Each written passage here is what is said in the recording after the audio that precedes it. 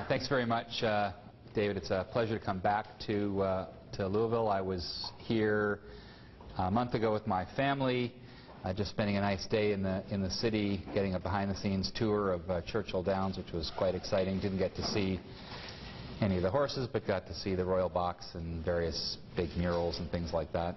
And I have been here a couple of other times before, so it's nice to come back to a friendly place and to see some friends like Mark Rothstein and others. This is a bit of an experimental talk, which I like to do in opportunities like this. I'm grateful to David for inviting me and to give the Gaines lecture so that I can practice on you a little bit. So I'll get your informed consent and comments welcome. Largely because I'm getting to the point in my career, that advanced directive comment really took me back. That's, I don't know, 20 or 25 years ago. For all of us. Where I think some of the important issues in bioethics and health policy, with all due respect to my colleagues in the clinical setting where I spent several years, may be increasingly affected by policy decisions made by people you don't know or under political conditions you might not be fully familiar with. And it might be quite frustrating to want to see things occur only to realize later on that there was a decision made in a dark room by strange people. I'm not going to be talking about dark rooms and strange people. I actually want to shed a little bit of sunshine on the situation, like this day when President Obama was inaugurated. That's him in the middle, where, among other things, for the first time in recent memory, a president actually spoke during his inauguration to science policy. Oops, sorry. I have to learn the technology. Where he said this, and that's where the title of my talk came from. So you can read this, just Google Obama's inauguration. The beauty of the internet is you can get every speech that every president has uttered, at least beginning with Clinton. They're starting to download virtually all of them, so you'll be able to get them at whitehouse.gov.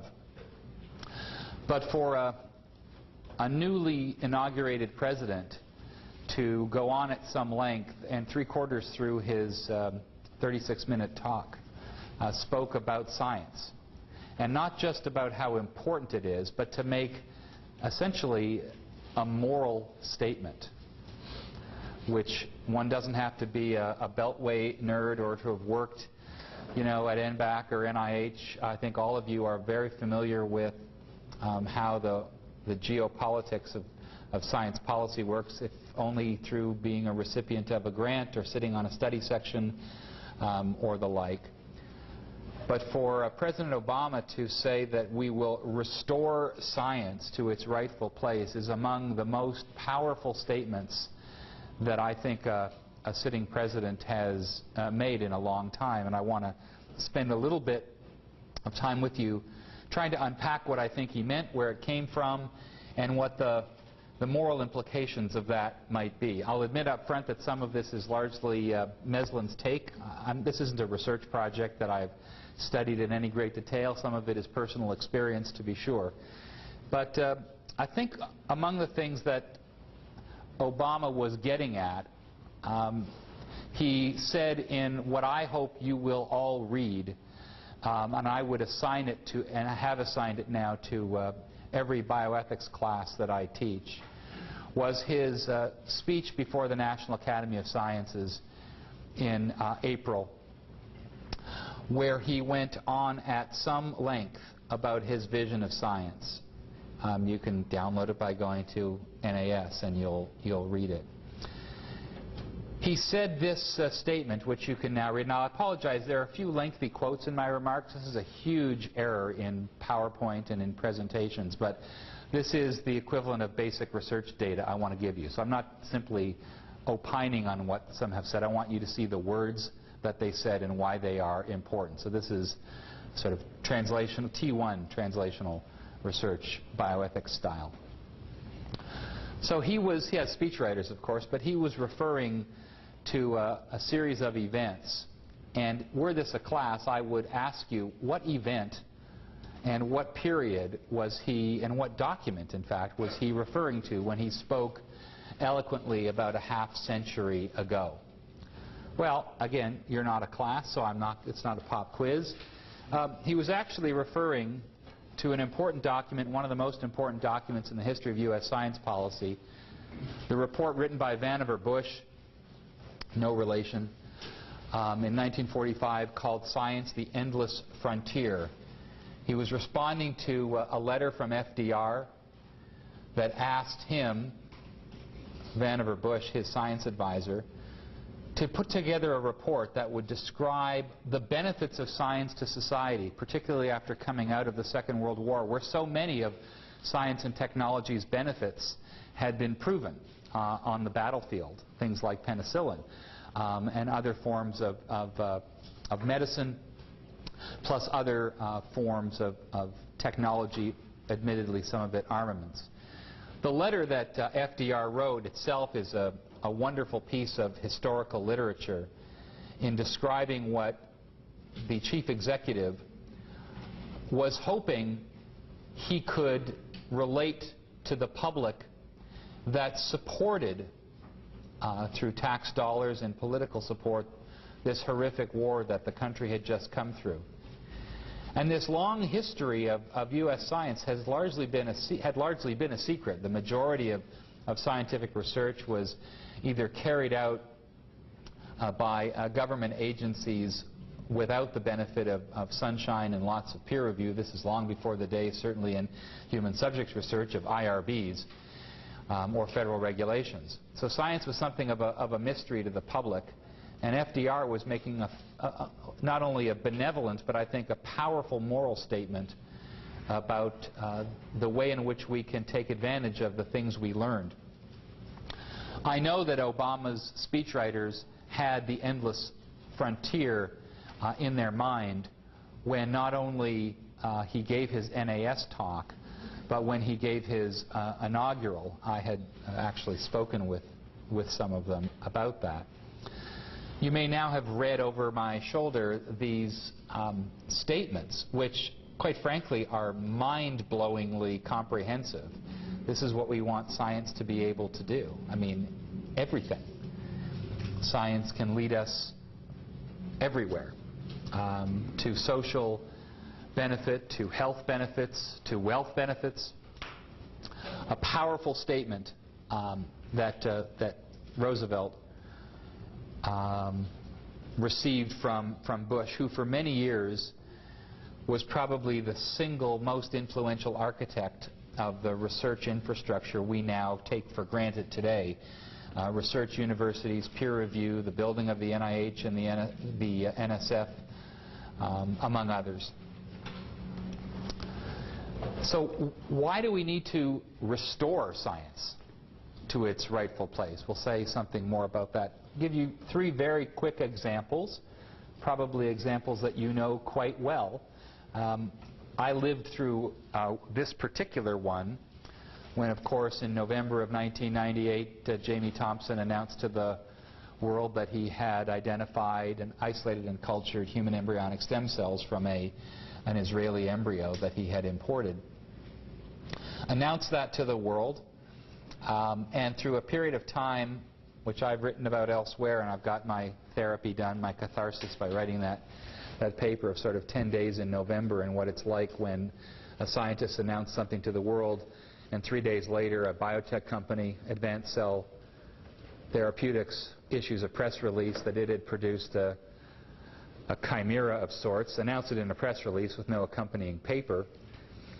That led to the Biotechnology Industry Organization issuing a press release that I left out one step. Nick Wade, the New York Times columnist, wrote a below-the-fold, page 1 New York Times story on the ACT experiment, a bizarre bit of journalistic ethics for a lead writer like Wade, to put this article on the front page of the New York Times on the basis only of a press release without any scientific paper to support it. That led the Biotechnology Industry Organization to issue its own press release, same day, November the 12th, that asked Bill Clinton to ask his Bioethics Commission to look at this issue. And on the 14th of November, I received a letter from Bill Clinton saying, we want your Bioethics Commission to look at the ACT claim and report back to me as soon as possible. As soon as possible in White House speak was no more than 48 hours. Again, report back on something that had only been written about in the New York Times 2 days earlier based on a press release on which no other paper was, right? Now, I don't need to rehash my, my therapy session, but it was a busy period. A busy period that resulted in, among other things, not only reports by NBAC, but the NIH jumped in, and lots of other countries around the world, as you know, jumped in on this issue. NIH produced guidance in December of 2000 for how it wanted to square the embryonic stem cell research circle, constructing this somewhat bizarre but completely understandable distinction between NIH funding for the use of embryonic stem cells but not funding their derivation, that meaning the extraction of ES cells from embryos, which would violate the Dickey-Wicker Amendment that prohibits the production or destruction of human embryos. Clinton thought he figured it out. And we'll never know whether he did or not, because, as you know, there was this sort of election thing in 2000, you know, and Bush was appointed. And then, essentially, as all presidents, thanks, I'll be here for another couple of hours, as all presidents are allowed and encouraged to do and have the authority to do, suspended all active regulation and all draft guidance pending further review. And as you also know, on August the 8th, 2001, in Bush's first public televised address to the planet, he spoke about his policy for funding ESL research. His policy was a further restriction of Clinton's. It was his attempt to try and meet scientific need and moral concern. And he did this, I think it was, actually, now that time has gone by, I give him, 3 points out of 10 for trying to make the effort. He lost several points for the way in which he did it, and ultimately I think it's been shown that that particular policy was not particularly constructive, the evidence for which are the 3 other logos that I put on this slide. Agencies like the Swedish Medical Research Council, that's probably the word that you can't read in the bottom left, the Canadian Stem Cell Network and Juvenile Diabetes Research Foundation, which went their own way to fund ESL research because they just couldn't see how the U.S. would support this area under Bush's policy, which would, of course, only allow federal funds to be used to conduct research on ESLs that had been produced prior to August the 8th, 2001, 8 p.m. Central Standard Time. So you don't have to be a metaphysician, you don't have to be an epistemologist, you just have to be able to tell time and ask how is it that something can be ethical before 8 o'clock and unethical after 8 o'clock, and you get the Nobel Prize for Ethics. I'd happily give it to you, and raise the $1.4 million that goes with it along with the medallion.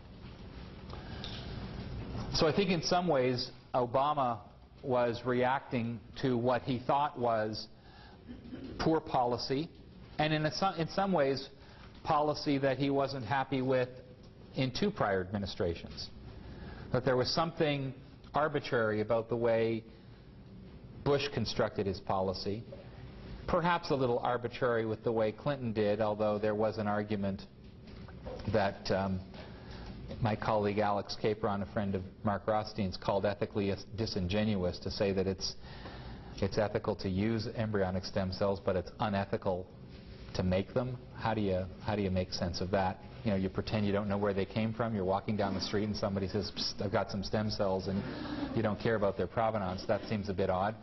Either you say it's ethical or you say it's not ethical. Stand up and make a decision. So that's one case of why I think there was a call for or a need for the primacy of science over ideology. Bush and his colleagues will deny that his position was solely based on his own personal moral ideology, although he was not in any way ashamed to speak about his moral point of view. And I give him what credit I feel comfortable by admitting that his own moral point of view informed his understanding. A second example is a bit more tractable and easy to see. This is just the obvious data that you probably know, where during a period following the doubling of the NIH budget, you will see a dramatic reduction reflected in both the blue and the red during the main portion of the Bush administration, where science funding went down, and went down dramatically. And I don't have time to do the economics with you of how even reductions of $1 or $2 going in that direction are magnified many times over when you think of the loss of momentum, the inability to attract top graduate students, and the statement that it makes to universities that not only does the NIH pay line go lower, and with all the attendant problems that go with a lowered pay line, but it sends particular political messages about what is important in science in this country and whether science itself is important. This slide is important for other reasons. You don't have to read the stuff below. This is an extract from the Office of Science and Technology Policy's budget proposal, where they are planning now, as I suspect many of you know, to do to the NSF what Clinton did to the NIH, and that's double the NSF budget. So there's a strategy for that. Here's one of my own personal favorites, just because it's such a darn dramatic slide. I had a graduate student, Rebecca Ballard, who painstakingly gathered this data. It wasn't easy, but it shows you something that is related to science, maybe not something we fully appreciate. It's using freedom of information standards to access information, but also the extent to which the executive branch declassified formerly classified information. And you can see a huge spike during the Clinton administration. A good chunk of that was part of his Open Archives initiative. Another chunk of it, not a large part, but for the bioethics folks in the room, is related to the work that went on after the Advisory Committee for Human Radiation Experiments started to undertake its activity, where our colleague Ruth Faden chaired ACRE, and Clinton's executive order to Hazel O'Leary, the Energy Secretary, included a direction that all federal agencies will make available information that will allow this committee to do its work. So there was a kind of knock-on effect of ACRE's ability to ask for every agency's information, including DOD and all of the branches of the military. When Bush 43 came in, you saw a lowering of that, and I stopped the slide at 2004. It's gone back to probably 1988, 1989 levels, and we'll see what happens. It'll take another year or two because President Obama is trying to reopen this discussion. So 3 unconnected but just sort of interesting case studies for why it might be worthwhile to think about the role that science plays in our national conversation. Did science ever have a rightful or prominent place? So this is the kind of misty-eyed, I remember when things were better slide. Now, some of you I was alive for 2 of these things. Some of you may have been alive for 3 of these things, and you can keep your hands, on your lap if you don't want to admit that you were alive for all of them. But many times people talk about big science as the case example of when science had national prominence, as opposed to the kind of boutique science of people doing things in labs that nobody ever knew about. So it was a big deal when Truman started the discussion about the Manhattan Project. And this is an argument that is found in his diary. His diary is online if you want to read Truman's diary. It's actually a fascinating read during the 1942 to 1944 period, a very interesting read, where he's making a case. You don't have to be a philosopher to read the ethics and the sort of pragmatics in this claim, that he's making an argument that this is an important thing to do, because there are bad guys who, if they get this information, they may do worse things to us than we're planning to do to them. It's a fascinating, and I don't mean to trivialize it, you're familiar with this debate. In fact, you're so familiar that you may share the views of this guy, who in his journals and public, you're not supposed to be able to read the letter, but I just wanted to put up the letter that Einstein wrote to Roosevelt in 1959. I've taken the sort of key paragraph or sentence out of it, which I think may resonate with many people who wondered about how to make this tragic choice between the benefits gained and the harms caused. If it isn't a classic utilitarian debate, or a debate of almost epic proportions in terms of how one assesses something that's going to be harmful regardless of what you do, then I can't think of one that's better than this one. I say that bioethics mattered because even though Truman, Roosevelt, and Einstein, even Oppenheimer, had views about this, the one thing that seems to be the case is that there was support, grudging as it may be, for the overall principle and value of a scientific solution to a foreign policy problem. And that's not an insignificant issue where these two areas coalesce. This was science being used for foreign policy reasons. We have to be very cautious when we assess science's role in foreign policy, and I'll give you a couple of examples later on.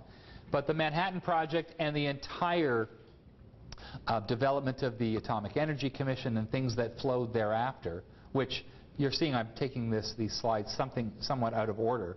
It was this that led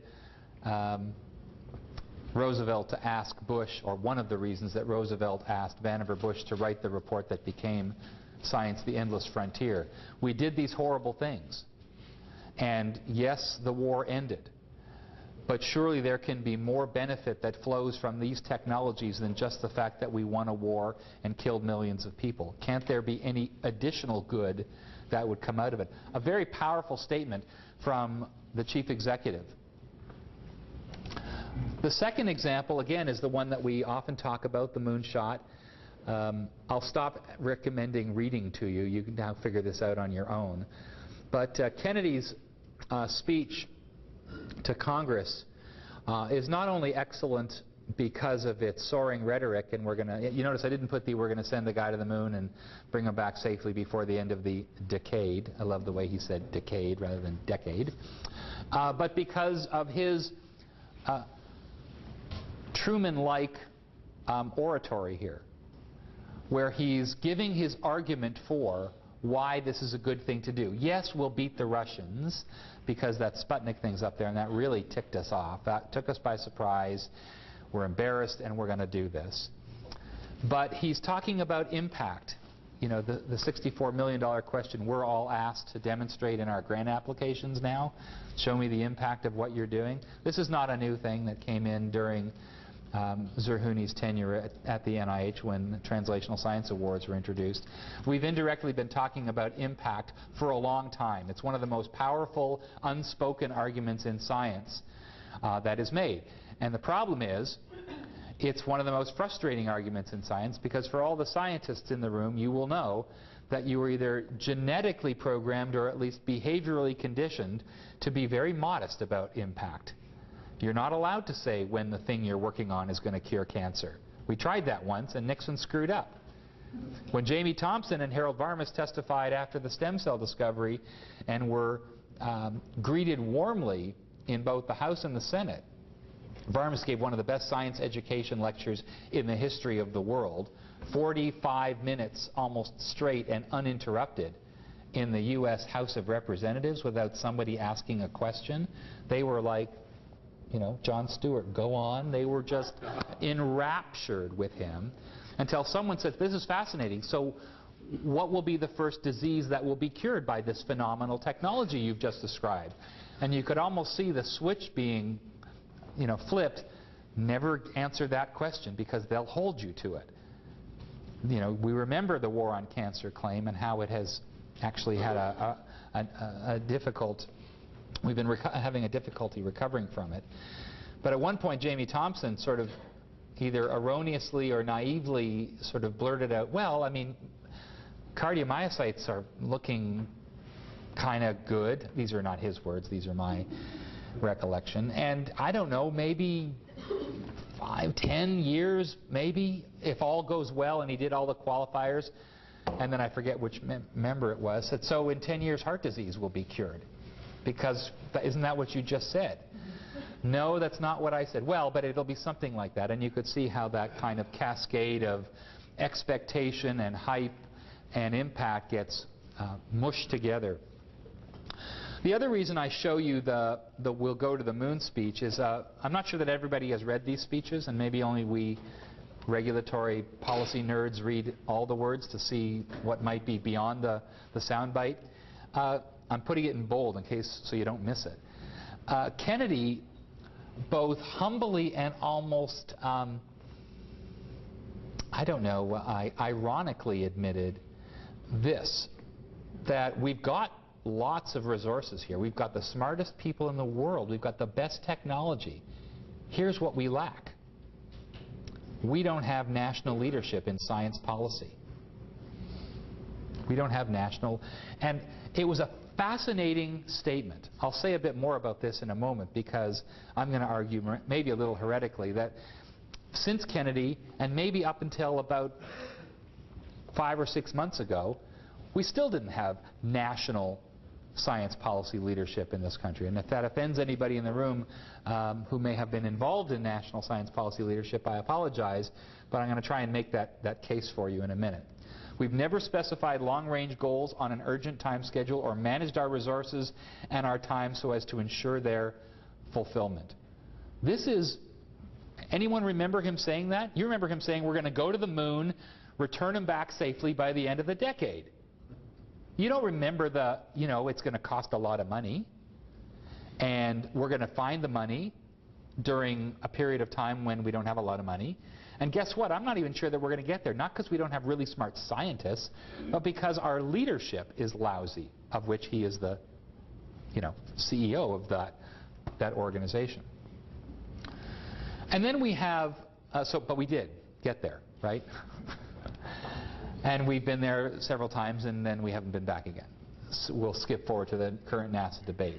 And then we have this, sort of more familiar maybe to more people, but I want to give a slightly different take on this history, which is likely to be well known to all of you, sometimes captured in this iconic picture of Clinton, Venter, and Collins in the East Room of the White House. I was there. I think Mark was there. Were you in that meeting? Were you? So this was one of those cool little perks you get when you work for, you know, the Genome Institute or NBAC, and it was fun to be there, but it was interesting to be there because, you know, Tony Blair was on that television screen, Jim Watson was sitting in the front row, Clinton made the most amazing introductory speech, as he was often wont to do, where he said the last time we had this kind of meeting of people like this was basically when a president was here to talk about a map of something. It's when Jefferson was asking, you know, Lewis and Clark to go west and map the country, and it was almost a chilling, obviously not as rhetorically accomplished as Bill Clinton, but if you read the speech, you can still feel the power of that rhetoric. You also know about the two papers, and I want to say a bit more about the papers in a moment. What you may not appreciate, some of you probably do, is that the Genome Project had a very long history, a very long genesis in many ways. Our friend Bob Cook-Deegan has probably done the best work on this when he wrote this paper in Genomics describing the Alta Summit in Utah in 1984. The purpose of which wasn't to sit down and say, should we map and sequence the human genome in 15 years for $3 billion? It was a much more modest meeting. It was a meeting that flowed from concerns about the ways in which we can use DNA technology to learn more about how genetic mutations will inform the way we evaluate radiation effects on the survivors of Hiroshima and Nagasaki. Now, there may be others, Mark or David or others in the room, who can say, yeah, but there was a meeting in 1983, or someone mentioned this in 1968, and I don't begrudge that, but I trust Bob Cook-Deegan, on this to be sort of fairly authoritative, and it's a fascinating paper and easily read. A couple of other highlights, of course, was that the Santa Fe meeting, the first meeting that brought together folks, here's the book cover. Again, I just pulled this off the web, right? So this is all easily done. And the Nature piece, I think, is a fantastic read that Charles DeLisi wrote, where he gave his own version not only of what happened, but who was there and why a meeting that was talking about sequencing the human genome had the kind of longevity that it appeared to have. And if you read even the executive summary of the report, you'll learn an awful lot that you may not have known, including such things as I suspect you do know, it was the Department of Energy that got things started. It was not the NIH. And there are many reasons why the Department of Energy got involved, including the Hiroshima Nagasaki example and radiation, but also because they had the world's largest supercomputers. And the genome was a big math problem. 3 billion base pairs. We thought there were 100,000 genes. This is a big honkin' math problem. And we were in a Cold War, and we have the biggest, fastest computers, and they used to be used to calculate the nuclear throw weight of atomic weapons, and we weren't using them as much anymore. So DOE had lots of firepower, so to speak. They had a health interest in this, and they were ready to go. Now, there's more to that story than what I've just described, but that history, the DOE involvement preceding NIH's involvement, is an extremely important part of that history. I will remind you that I'm telling you this story not just because it's an interesting story, but this is what I would call science policy from the ground up. This was not somebody saying, I know, let's send someone to the moon. This was scientists getting together and working on a problem for its own sake and for its health benefits, and gradually moving up. Now, I don't mean to leave you with the impression that there weren't similar conversations going on in the astrophysics and aeronautics world that preceded Kennedy's announcement. There were. In fact, my father-in-law worked for NASA for many years, and I've been tape recording him to learn a little bit more about what was happening inside. He was one of those guys when Apollo 13 had its problem. He was one of these 26-year-old guys that was called in the middle of the night. He sort of mentioned that at a dinner one day. Oh yeah, remember that movie Apollo 13? Those guys that they called in? Me and my friends, we were some of those guys. Pass the potatoes. What? What? And I'm sort of proud of him. They think that it's sort of a no big deal. They were 26 years old. They had slide rules and yellow paper, and they were told his job was to calculate re-entry trajectories. Go, do that. His friend was supposed to calculate the remaining oxygen in a capsule. Go, do that. Okay, we'll do that. Not realizing the full impact. But I think in some ways the history of the progression of the Genome Project as a science policy issue is a bit more obvious to us as we unpack it some more. No doubt that the OTA and NRC reports of 1988 played a significant role. I sort of lament this story in part because we don't have an OTA anymore, and I think that the OTA played a very important role in science policy history in this country. It isn't anymore. I've just taken a little screenshot out of page 2 of the NRC report that describes fairly easily why we could do this. That's the OTA cover on the right-hand side. And then a series of events. There was an MOU between the DOE and the NIH that said we're going to work together. That was 1988. There was a 5-year plan that went to Capitol Hill that you'll see for the first time And these are just screenshots of the Department of Energy's newsletter. That was actually kind of a good newsletter for many, many years. It was the one place that you could get up-to-date information. This is the first time that you saw a kind of an outline of what the Genome Project was going to be like, including the ELSI component, and that very rough back-of-the-envelope calculation of $200 million for 15 years. That's how you get to, the magic number over a period of time. And as Francis was, want to remind us, every year was ahead of schedule, every 5-year plan was ahead of schedule and under budget. Not an insignificant claim when you're going to Congress. In that same Nature piece that I showed you from DeLisi, he gave this quote, and I'm putting it in highlight, just to remind you again what you already know. But for someone like Chuck DeLisi to say this, I think warrants our attention. We all know about the competition between Solera and the NIH. Probably many of you know the significant role that Ari Petrinos played. He's the short guy in the beard in the middle, shaking hands with Francis and Craig, who I have been told by very reliable sources had at least 2 pizza parties in his basement in Gaithersburg, was it? I think, or Fredericks, whatever. Outside the NIH, where he invited Craig and Francis to come and have pizza at his house and see if he could get their egos in check somewhat. So the negotiations that occurred, and again I'm hearing this third hand, included such things as who would be in front and who would be behind on the Time magazine cover, who would be on Clinton's right and who would be on Clinton's left, who would be publishing in Nature, who would be publishing in Science, a whole set of events.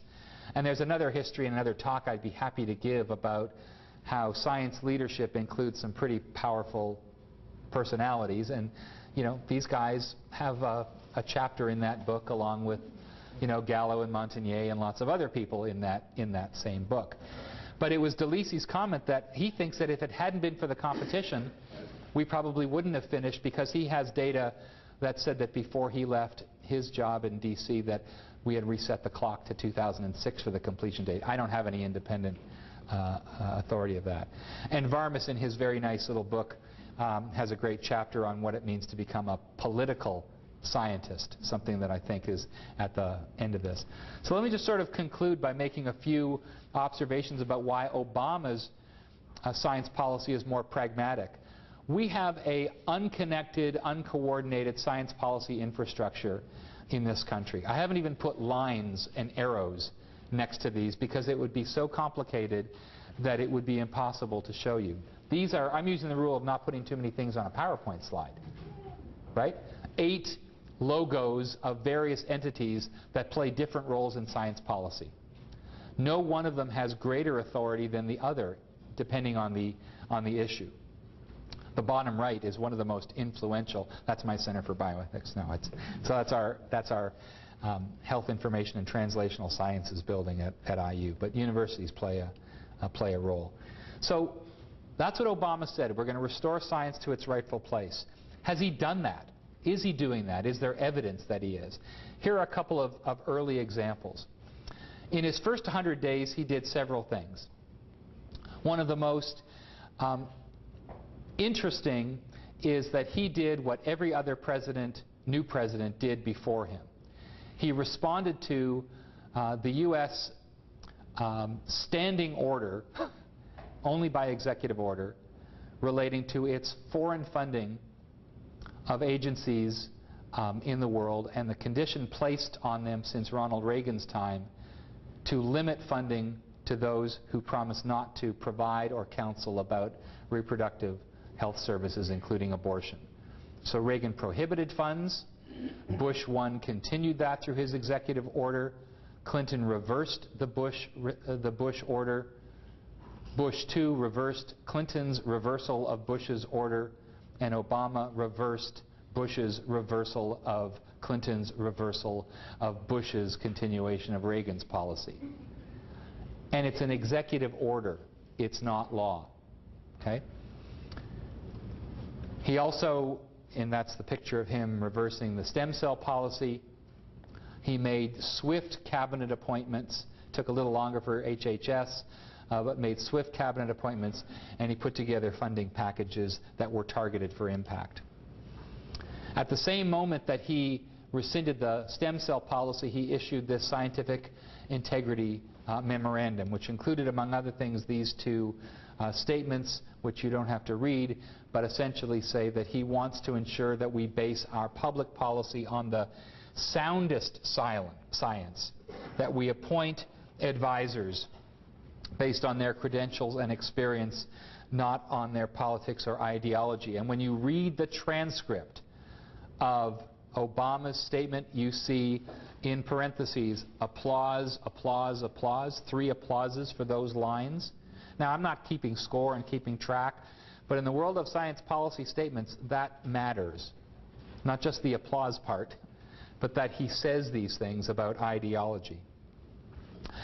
He also appointed the new Bioethics Commission. I wrote a bit for Jonathan Moreno's online journal Science Progress. I'm not shamelessly promoting my paper, but it's just a reminder that there is an ongoing discussion about whether this commission will be different from all the prior commissions.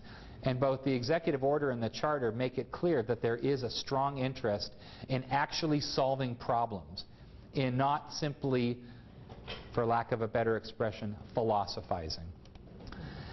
So I'll close with another point which shows the sort of immediacy of science policy. You know that Craig Venter announced his cool new thing, Boys and Their Toys.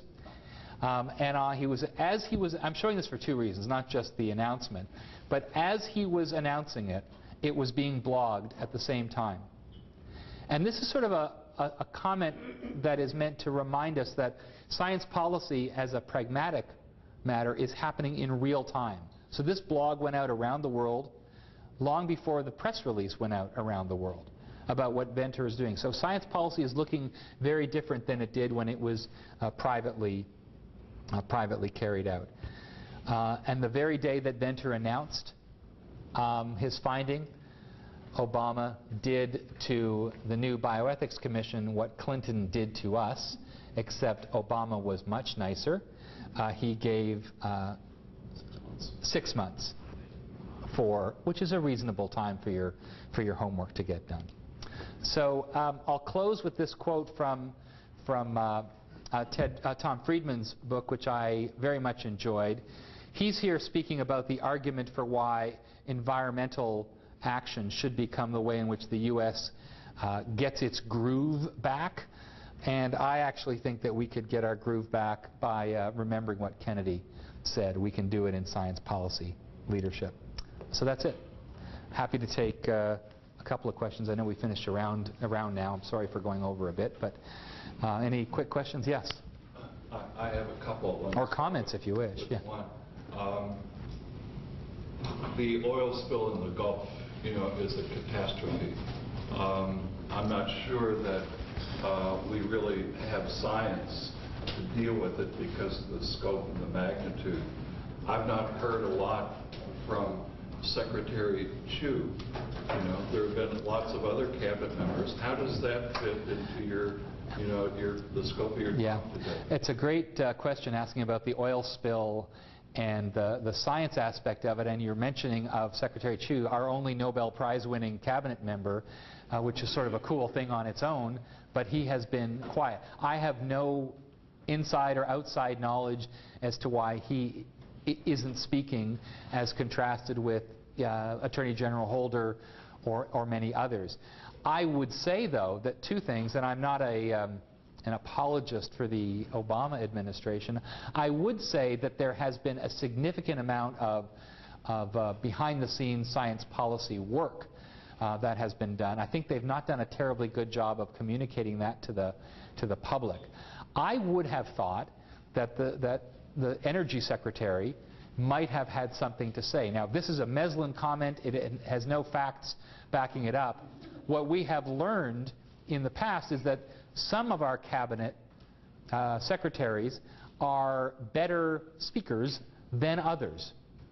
And we've seen that with lots of members of the administration. It may very well be that he's not the best person to communicate, but I really have no inside knowledge. I would like to think that what we have seen is a science policy response happening at the same time as the environmental response.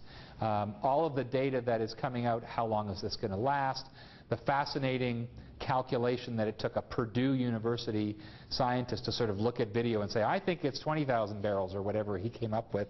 I thought that was rather chilling that we didn't hear more about that from our inside folks than that. But I don't know what to make of it. I suspect others might as well. Do you have something to make of it? Or a different question? Oh, please, go ahead. I was going to ask you about that, too. It seems like your definition of the rightful place of science is in terms of amount. And I would have thought that its rightful place was also in terms of purpose and sector.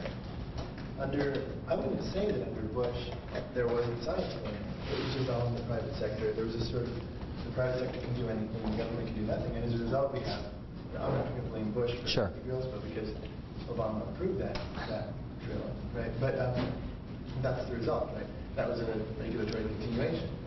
And Kennedy, Truman, that project, this is for war. Mm-hmm. And so it sounds like you're saying that the rightful place of science is war or circuses, which go to the moon landings, right? And then Bush said it was the private sector. Where do you want it to be next? Yeah. Not just in terms of amounts of money, but purpose. Sure, it's a great question. I'll just repeat it. I know there's people not hearing the question. You were asking whether my idea is that science policy's rightful place is either only in big things and not targeted. And I don't mean to, if I've misquoted you, I apologize, but I know your question. I'm happy to reflect on it. I actually think that the advantage of Obama saying that he wants to restore it is at many layers. And the reason that I used both the speeches and a couple of the other statements was to show that from the appointment of his advisors, the PCAST advisors, the president's advisors, that it's now chaired by Harold Varmus and Eric Lander, phenomenal scientists. Every cabinet, every science post now being filled by prominent scientists. I actually think that is an example of this rightful place. The priority setting issue, which is I think what you're getting at, or whether the emphasis that Bush may have placed on private sector science support, federal government not so much, I think is an intriguing phenomenon in the U.S. as contrasted with many, many other countries. We're about the only country that I can think of that makes this somewhat arbitrary distinction between public sector funding and private sector funding.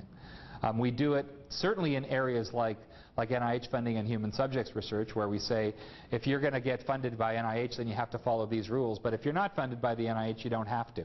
That's a very odd kind of thing. That's not Bush, that's not Obama, that's not Clinton. That's the way we constructed our science policy infrastructure. I'm making, in fact, a more modest claim that it's nice that science gets to be talked about a little bit more, that we're actually talking about the role that science plays in the STEM proposals. His STEM argument, science, technology, engineering, education, at the NAS is a brilliant call for how we can get ahead and not just fund, as you say, circuses or big projects. Now, I'd like to see it happen, and I think it can happen, from the ground up and the top down. I've been worried that it's only been top down, and I haven't seen as much bottom up. Maybe one more, and I'm happy to stay until you leave. Oh, good, we can go to 1:30. Great, I thought we had to leave at 1. Carry on, I'll be here forever. It's interesting to me as I follow your logic about the groundswell of the place of science, to also compare that to the parallel in notions of separation of church and state, which is deeply ingrained in our First Amendment, but it is not widely accepted by the American population. In the same way in which science so deeply is committed to the notion of evolution, but the American public, over 50% of them believe something much closer to creationism. Creation is something like 9,000 years old. Now, that rightful place of science seems to me to be its hold on the American public as being authoritative in some unique sense that ought not be overridden by what Obama called ideology, which I would call religious, speculative, dogmatic theology, which lies behind the Mexico City policy, which lay behind the ban on embryo stem cell research, et cetera, et cetera. In each of those cases, we had powerful religious figures who were dominating the discussion, not science figures. The question was, what constituency are we going to satisfy our needs? Now, I didn't hear you talk about separation of church and state, but I bet you could. Yeah, I probably could talk about separation of church and state. I may not take the bait, but I like your question or the comment, because I think it puts into context the following challenge. So I think, correct me if I'm wrong, I'll give a brief summary that in some ways the distinction that might be drawn when one talks about rightful place of science as contrasted with ideology may be seen as similar to the discussion between the separation of church and state, where there are different approaches that the public might think are more or less authoritative. And the example you gave, which I liked a lot, frustrating as I might personally find it, that in a country as rich and smart as ours, there's a sizable proportion that does not accept, and whether it's 50 or 60 or 90 or 20, there's a number greater than 0 that, that does not believe in what has been regarded as a settled scientific matter, evolution. I find that maybe as worrisome as the National Geographic survey of high school students 6 years ago, I think it was National Geographic, that found that I think it was 60% of American high school students couldn't locate the Pacific Ocean on a map of the world. Now, it would be easy for me to sort of dismiss, because it's too controversial, your point about ideology and religion. I'm not going to. But I think I'd put some of those things in a similar bucket. There is a sense that many might have that science is objective, value-free, and should be taken as authoritative on its face. It involves nothing related to adopting a particular ideology. Guess what? Pragmatism is a particular ideologic approach to knowledge. But we use ideology in the pejorative. And I think that may be partly what you're getting at. So when you ask whether I have something to say about separation of church and state, my comment would be brief and thus. It would be, we have seen that used as a kind of bat to position various communities along a spectrum of belief. They have used that almost like we have used this term human dignity, a term you know well, as a kind of argument ender. When I say, well, what you're proposing, that's a violation of human dignity. There, I've said it, and there's no response. I find those kinds of arguments odious and disingenuous and disrespectful. I don't think that they're, and I've watched this in another argument when Stephen Jay Gould wrote his nice paper called Non-Overlapping Magisteria in 1997, where he tried to make this case that science and religion shouldn't be fighting because they operate in two very different worlds. So my church and state separation, I'll send you a paper I wrote on it if you want to see it, where I sort of played around with this idea. My take on the church and state separation issue, I'm much more comfortable talking about the science ethics distinction that people seem to be, or science-religion distinction people seem to be pushing. Either you're scientific or you have a moral point of view, and that these two things can't coincide because one can't inform the other. I think that's bunk. And in many ways, the ELSI program was an attempt to try and link science and ethics. So we could say more later, but I'll let another question come up. I'll take the other side of Go. from religion, and that is the danger that people have seen in science. When President Swain wanted this university to become more efficient, Professor Slavin pointed out in the faculty senate, Zyklon B is the most efficient way ever developed to destroy human beings. and science was used in, I would have to call it, demonic ways, the potential for, and I think some of that is raising issues that if you get into modifying the human genome, modifying germ cells and the like, changing the entire human, that it's just sort of too scary.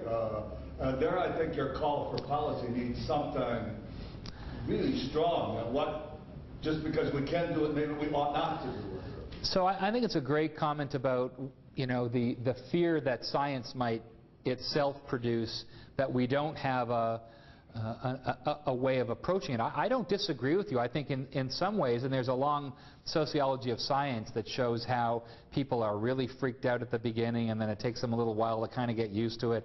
And after a period of time, usually depending on the technology, sometimes it's 10 years, sometimes it's 20 years, people either are bored and don't care anymore, or they've accepted it. And I've heard this discussion raised about in vitro fertilization. Everyone freaked out about it before Louise Brown was born. The case was shown that she was born. She didn't have 4 legs. On the other hand, there's still a group of people that still feel very strongly that it was wrong from the outset. Doesn't matter that 2 million babies are born this way. Doesn't matter that the technology has given us more information about reproductive medicine. It was wrong then, it's wrong now, and no amount of IVF birth, right?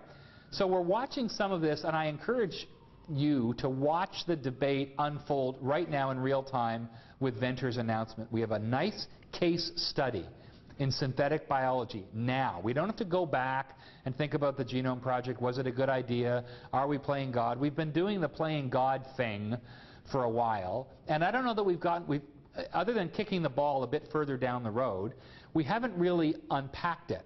You know, I'm still taken by the argument that Alistair McIntyre made in After Virtue, literally within the first 10 pages, where he talked about there are some kinds of interminable moral debates.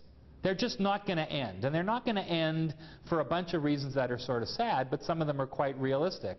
And that is, I'm not going to be able to change your mind about something of a fundamental moral nature. I can't convince you you're wrong.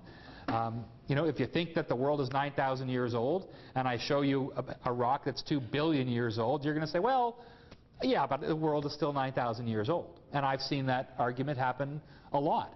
So those kinds of interminable debates might not happen in science, which is why I think the rightful place in science argument is not about winning over those critics or winning over those doubters, but to put it back where, in a sense, it always was, and that's a component of policy. I'll tell you something that anyone who's ever worked in public policy will tell you, and that's why I showed maybe too quickly, but I would encourage you to read Varmus's autobiography, particularly the second half. The first half is all about oncogenes, and I don't understand it, but the second half is all about what it was like to be the NIH director, where he said, I thought science policy was about science and the policy of getting science done. I didn't know that the science part of science policy was about 10%, and the politics part of science policy was the remaining 90%. You know, winning an argument and saying science works doesn't get you funding. Other things get you funding. So it flows in from exactly what you're saying. Sir? I don't have any problem. I think religion and science are 2 different ways of explaining the same thing. Now, the world is creating so many things. Our day has changed in a way. It could be 1 billion years or so many things. And you don't have to exclude one for the other. I mean, you can certainly keep your religious belief, but, you know, it's in a time when people could write and keep history is when that part started, but that doesn't mean it was. So I think it's a... So your point, which I happen to agree with, you might not think that I do, but I happen to agree with, that you don't have to give up your own religious beliefs to understand science and vice versa, that they both play a role. The Gould piece I would encourage you to read, because he actually is talking about, you may have already read it, in the same way you're approaching it. I would say something about the theme of my remarks. I think the pragmatic approach to science policy includes moral perspectives, religious perspectives under the tent. If for no other reason, well, we could... Because science can change, one scientist can change so much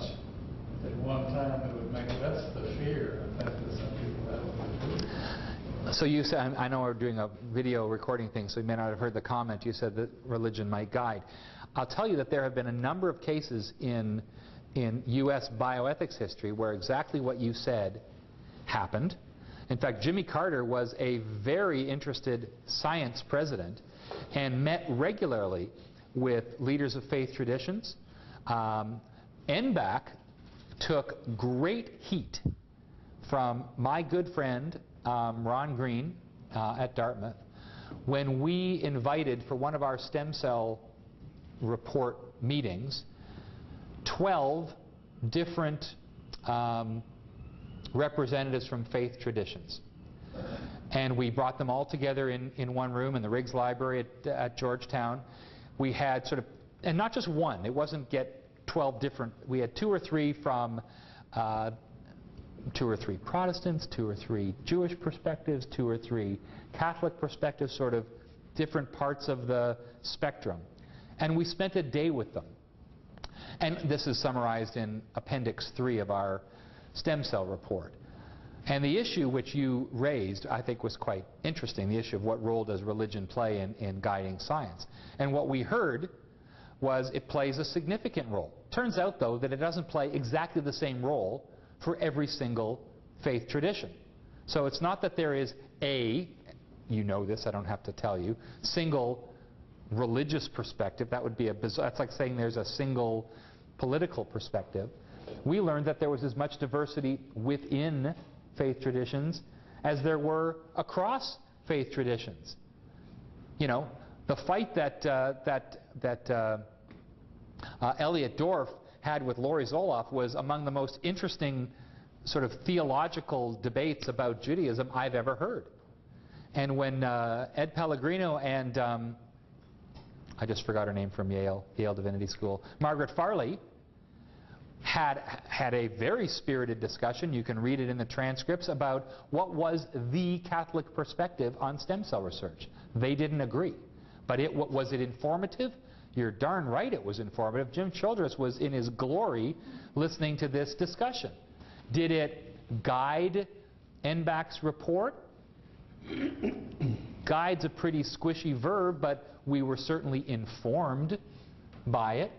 And when I say Ron Green, I say it with complete happiness and gratitude.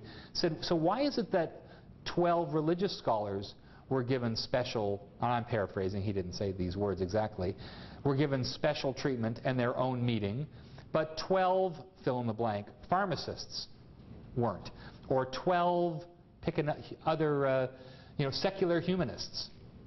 It was a fascinating argument. And I would like to say that we thought this whole thing through in great detail, but we didn't think that part through in great detail. I mean, remember Clinton was saying I'd kind of like the report pretty quickly. But we used that information. It informed the deliberations.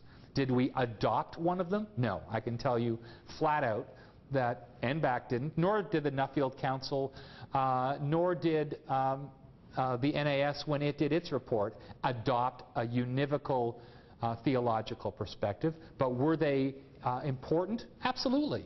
If for no other reason that many people get their moral point of view from their faith tradition. Many people don't. So the debate is not whether, but how, and in what way. So I don't know that we're arguing. I'm just saying that I'm very sympathetic to your point. I don't think, and again, Obama's the last word on this because I'm trying to use his words to see what he's saying. He speaks about being a person of faith and about the moral values that he attaches. Bush did the same thing. Clinton was the kind of not wishy-washy one. Clinton spoke about his faith, but not as powerfully as Bush did, and not as powerfully as Obama did. I would be a little bit frightened to have a doctor whose whole philosophy is based on science alone. Okay, you would be. I look back at my family history Mm-hmm. and their religious background. That's what made them great as doctors. So the. Closely cared with and they learned the science and be at the patient's bedside many times and not in a way. Right. That patient's different than this patient. Great point about where people get their expertise from. I think there are a couple of other hands there, and then there, and then there. I have a non-related question. I'll turn it into a question, though, if you Unrelated to the current debate, I was just curious if you have any insights into in a situation where in the United States, most of the politicians are lawyers or have been trained as really career politicians, as opposed to, and there's probably other examples in the world, but it's the only one I know of, in China, where pretty much every politician there has been trained as engineer. How does that, like, what are your insights into how does that guide the long-term science policy and, you know, this whole pragmatism in science? So I know we're in the home of the Louisville Slugger, and I might want to stop by and pick up my own bat, because you just lobbed me a softball that I'd love to speak with you more after, okay? Because I think it's a great topic. So the question was, what do I make of, or what insight do I have about the impact on science policy in a country like the U.S., where our legislature has very few card-carrying scientists, which is a true statement, as contrasted with other legislatures or parliaments, and the example was China, where I don't know if it's the majority or many, but a sizable proportion have science training.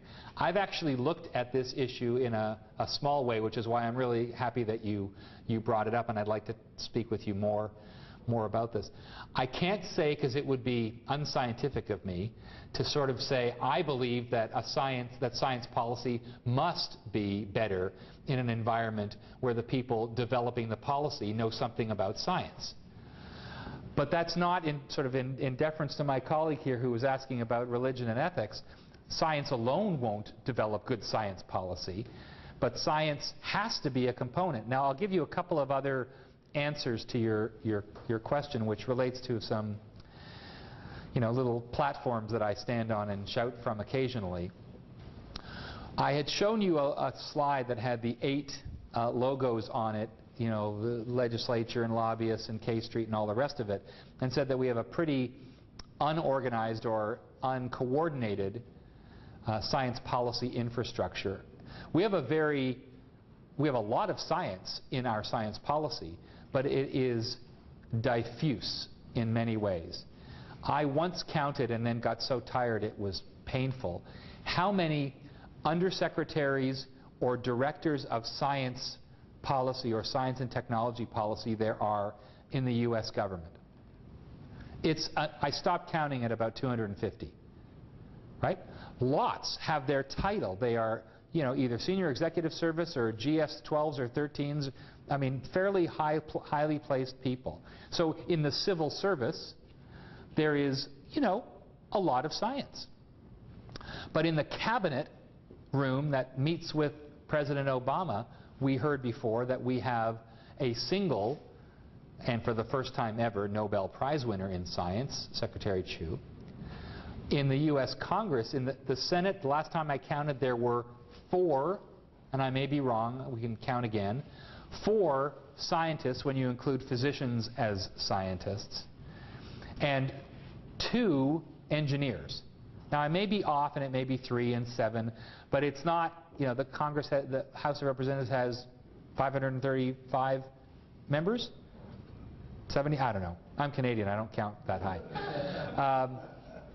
But it doesn't have anywhere near what China does, or France, or Germany, or Australia, countries that I've been becoming a bit more familiar with. The other thing we seem to not do terribly, not terribly well, we haven't seemed to figure out is why science and technology policy isn't a cabinet-level position. We don't have a Secretary for Science and Technology Policy. We have a Secretary of Energy, we have an HHS Secretary, we have lots of people, and John Holden, thank God, is a great assistant to the President. He's the head of the Office of Science and Technology Policy in the White House. He's got an office in the White House. Actually next door, but he's got an office in the executive branch. And he is a highly respected scientist with relatively no budget. And in Washington, D.C., if you don't have any budget, you don't have any power. So he doesn't get to say or influence science policy. Now, I'm very enthusiastic or optimistic about science policy being, quote, restored to its rightful place. The OST website is a fantastic resource now. If you haven't been there lately, go there now. It's updated almost every day with new policies, new, Holdren himself has a Ask Dr. H. High school students can write in emails to the president's assistant for science policy and ask him a question. A very neat little interactive mechanism. But I've looked at other, so we don't have a cabinet level position. We don't have, and I don't like this term, we don't have a science policy czar. We tend to have czars for all of these things that we don't have a cabinet position for. We don't have one of those. Nor do we have science, and I don't know what Kentucky is like, but I looked at this last year. 16 states have science policy advisors to their governor. I don't know if Kentucky is one of them. Does anybody, if this group doesn't know, then I bet you don't have one. Or you would know. Or one of you would be that person. Right? I mean, when Mark was in Texas, I know that he had access to the governor. I don't know if you were called the science policy advisor, but I know your center, health policy, thank you. Similar but different.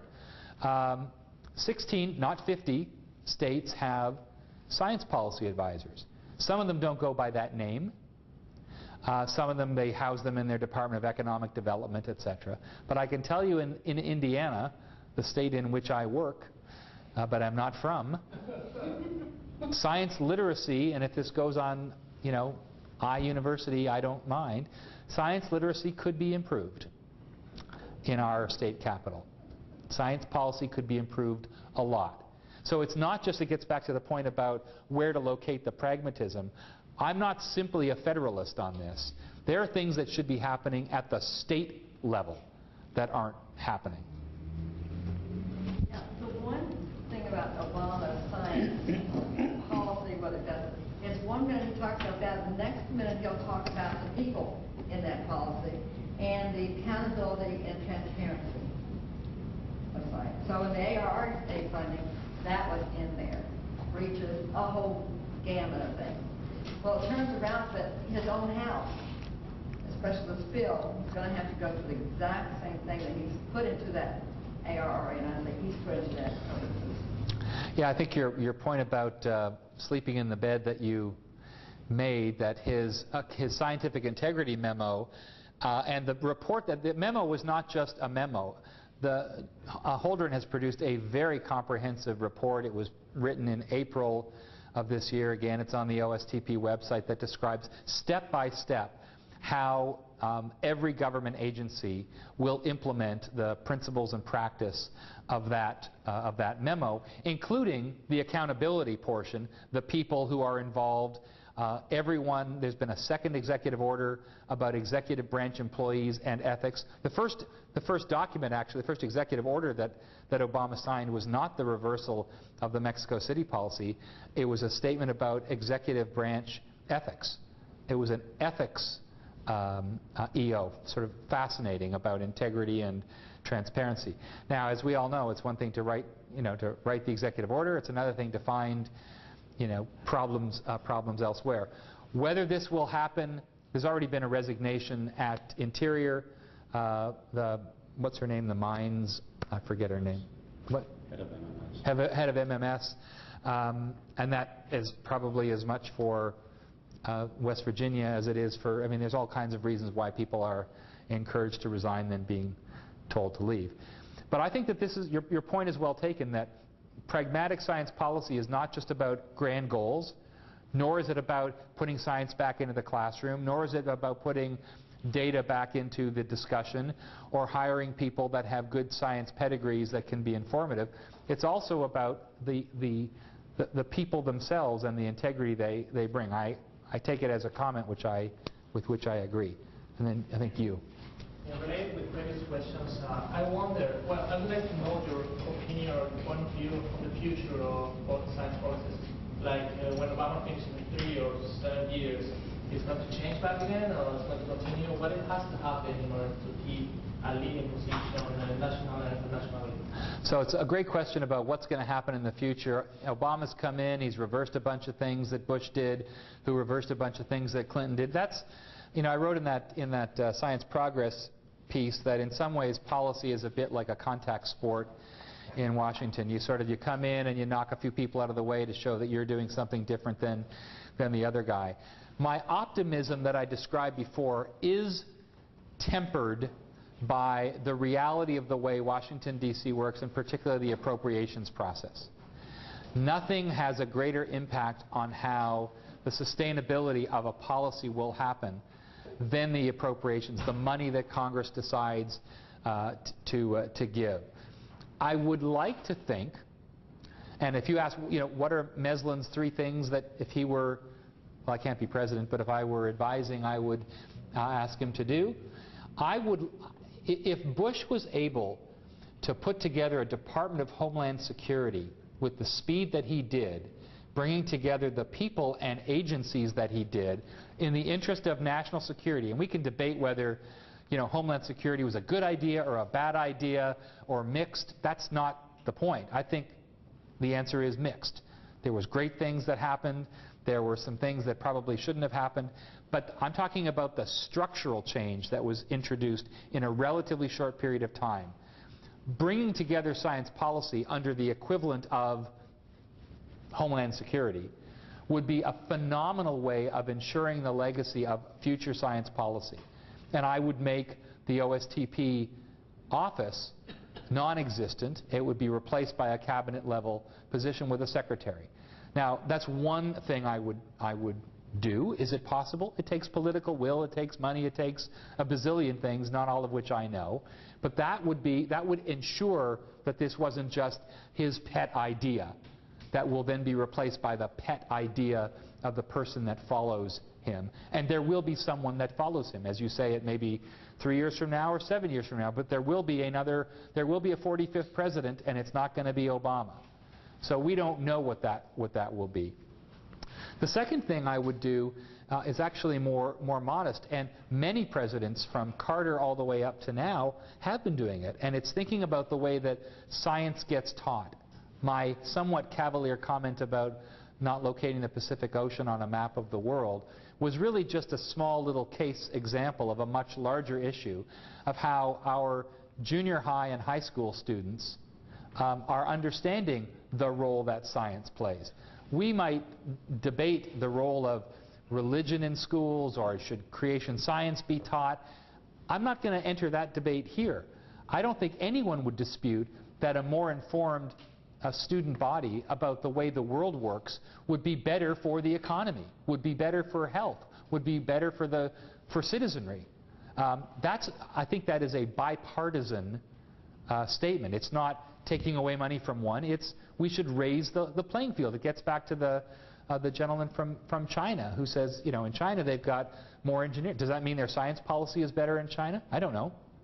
All we know is that they have chosen, and people have chosen themselves to serve the public with their science background. So I would do, those would be 2 things: infrastructure change and science education. I suspect we are losing our quorum. I think so. So I will thank you very much. Thank you very, very much.